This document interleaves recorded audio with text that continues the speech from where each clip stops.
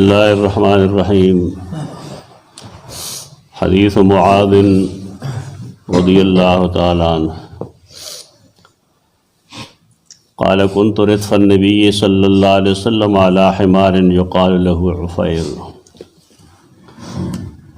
फ़क़ाल या मुआज़ हल तदरी हक़्क़ल्लाहि अला इबादिही व मा हक़्क़ुल इबादि अलल्लाह।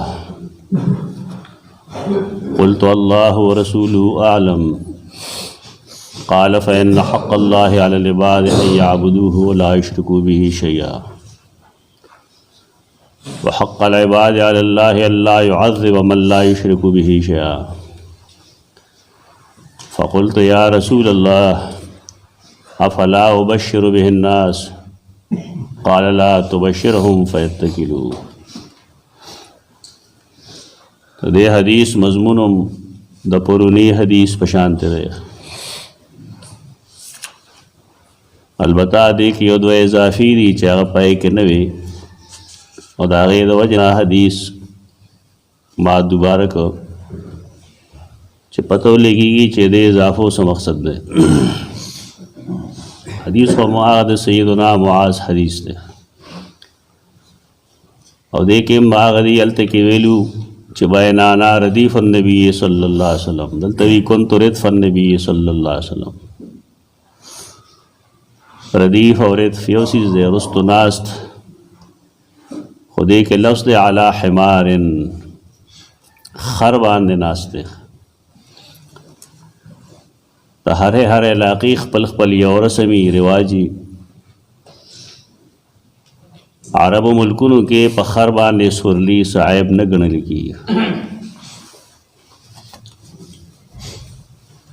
लेकिन ज़मुंग इलाक़ों के खर बांधे स्वलेदल दादा आयब अलामत गणलिश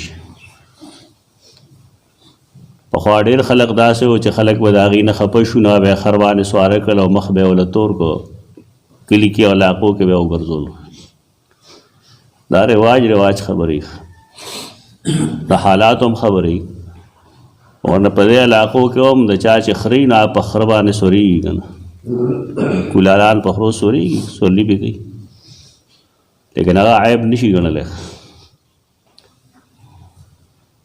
दादे सड़े न वही चिगंदे पखरबाने स्वरेदल या पखरबाने सोली कवल दे के गंद से आयब दे आयब न दे खुदा हालात हो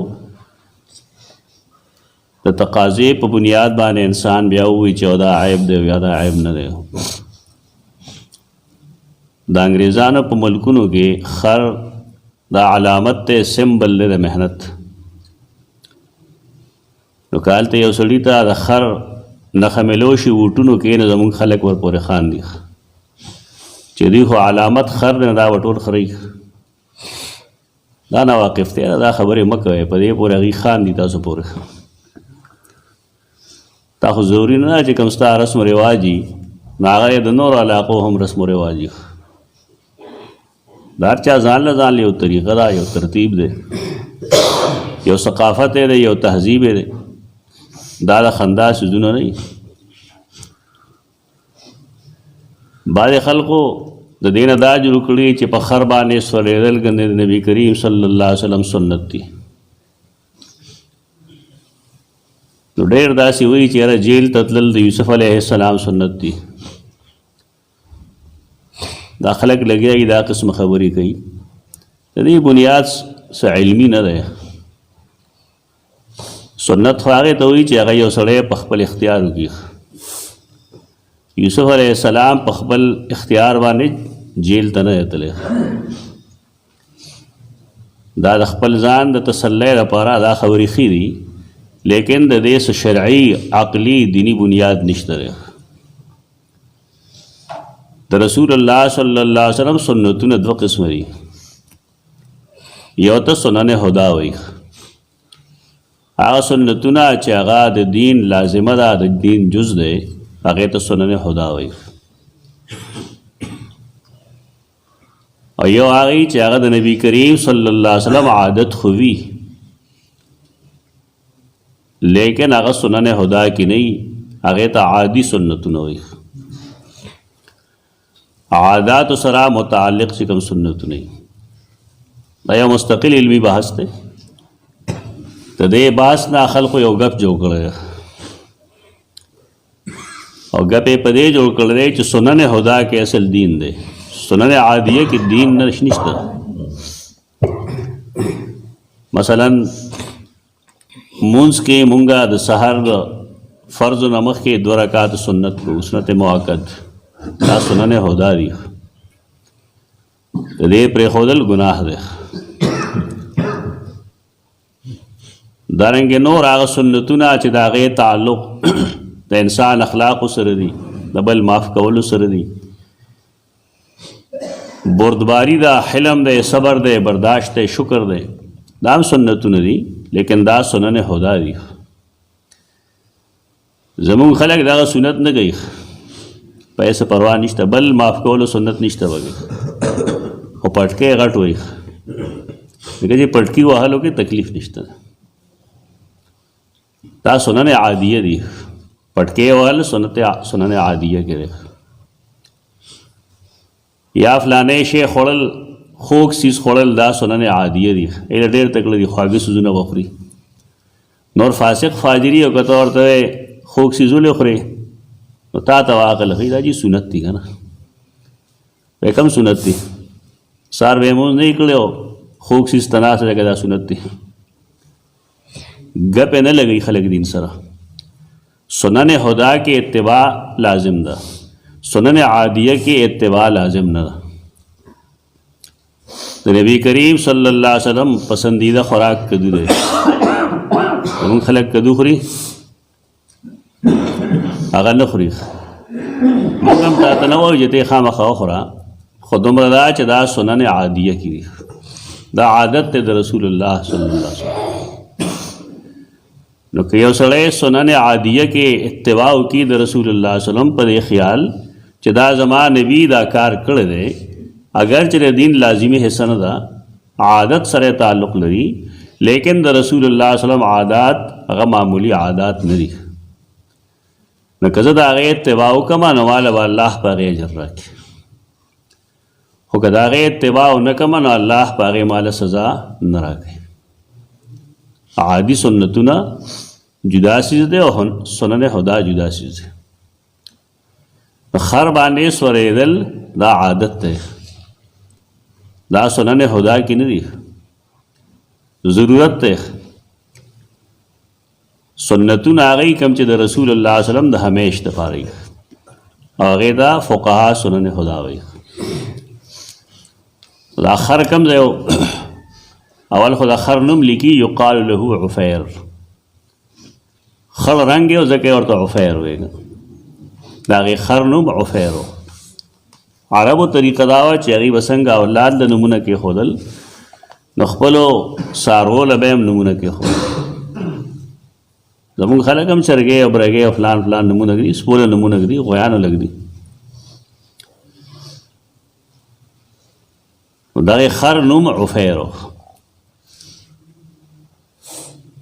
دا خر رسول الله صلی الله علیه وسلم سره د مصر بادشاہ مقوقس را لېږلی او دې سره سیرین یو زنانه وه، هغه یې هم را لېږلی وه او د هغې د خدمت دپاره یې هغې سره یو زنانه بله وه ماریا، هغه یې هم لېږلی وه. رسول الله صلی الله علیه وسلم سیرین خپل ځان سره ساتلی و، هغه د هغه بیا بیبي ده. ماریه ځان سره ساتلی و، هغه د هغه بیبي ده.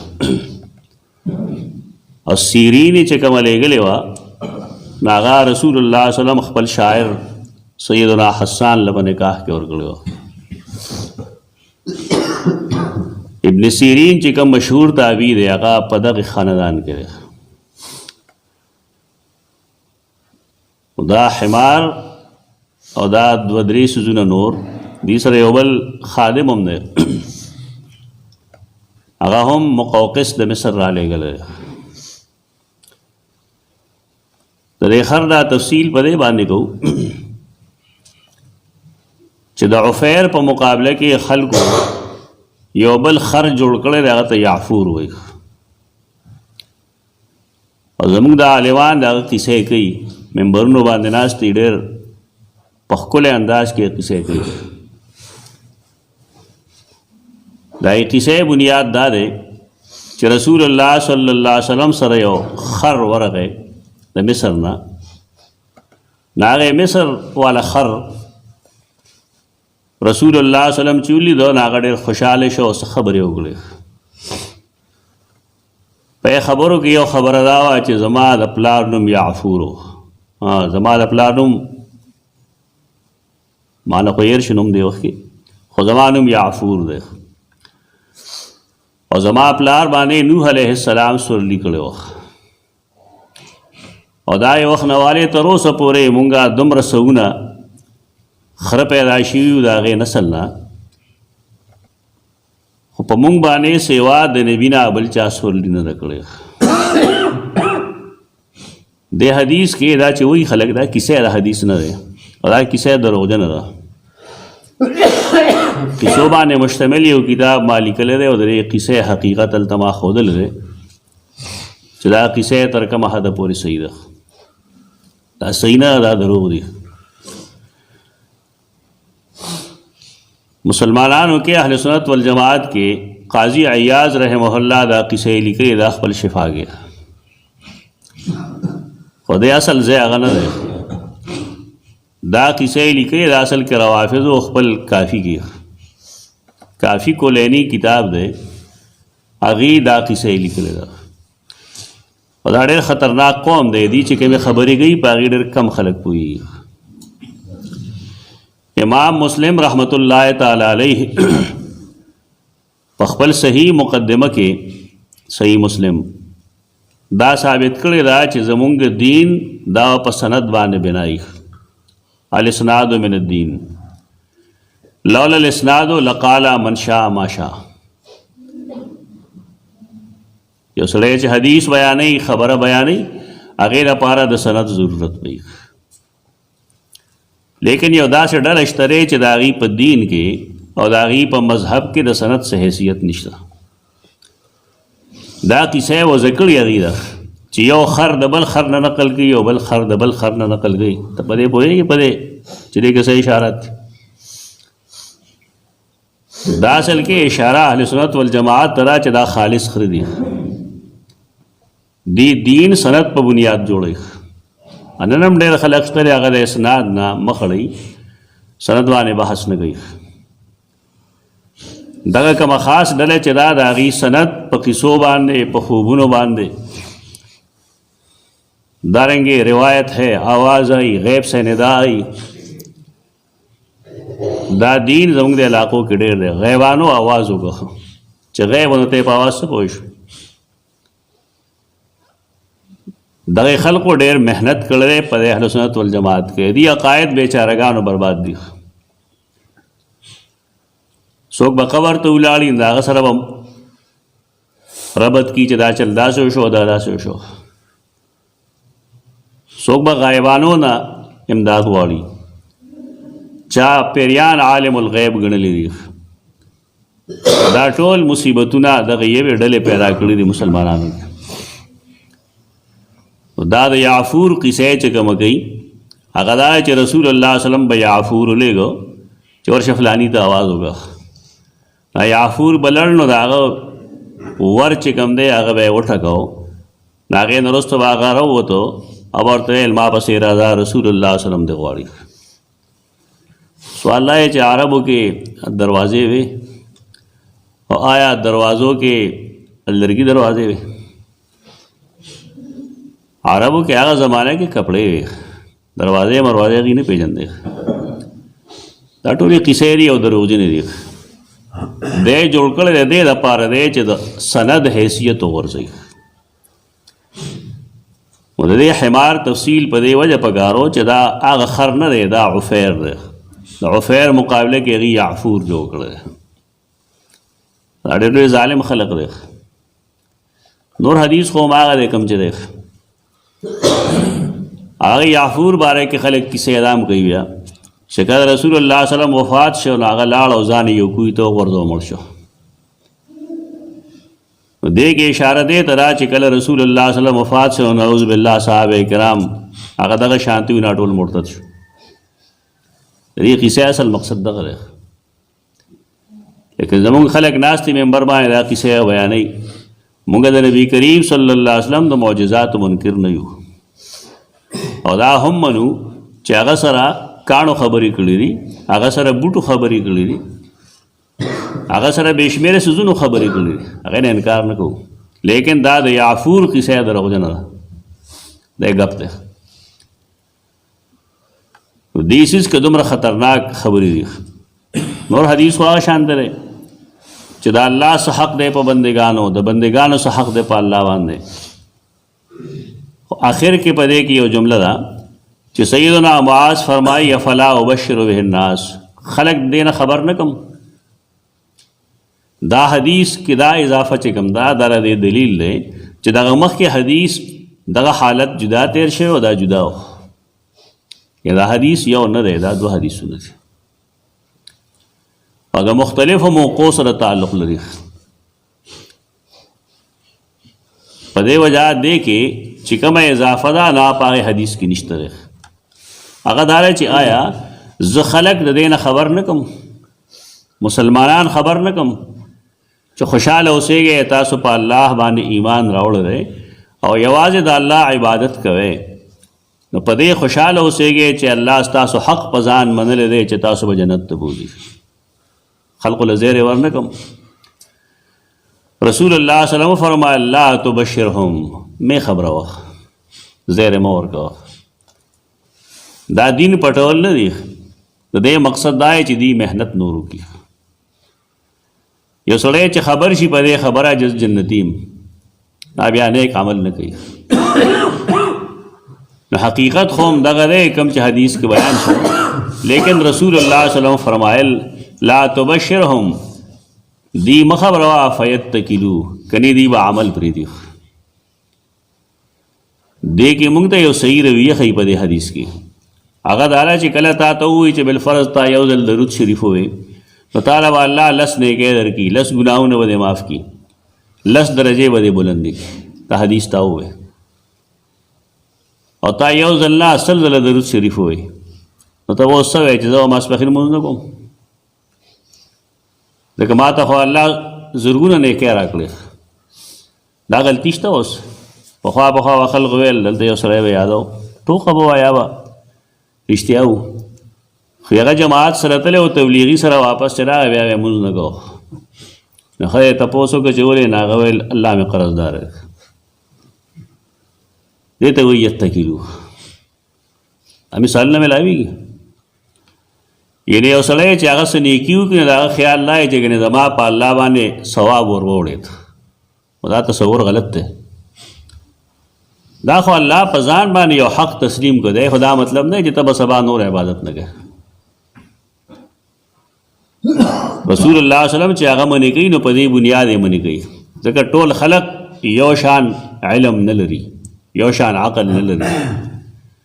صحابه کرام د رسول الله صلی الله علیه وسلم شاګردان دي، لیکن په دې کې څوک ډېر قابل دي، څوک درمیانه قابل دي، څوک اړو قابل نه دي. په دې وجه د هر چا په هر خبره پوهېدل دا د هر چا کار نه دی. مجلس کې به خبره وشي، 100 کسان وا خبره ووري، هر سړی به ځان له د هغې نه جدا نتیجه وباسي. رسول الله صلی الله علیه وسلم چې منع کوي نو په دې وجه نه کوي چې دین نه رسي، په دې وجه کوي چې عام په مخ خبره وي خلک. ځکه چې خلک پوهېږي نه په خبرو باندې، نه هغوی به چې نیک عمل وکړي نه بس بیا به نور څه نه کوي. دا خبره خو ټیک ده، حل شوه. سوال دا چې معاذ رضی الله عنه دا حدیث ولې بیان کوي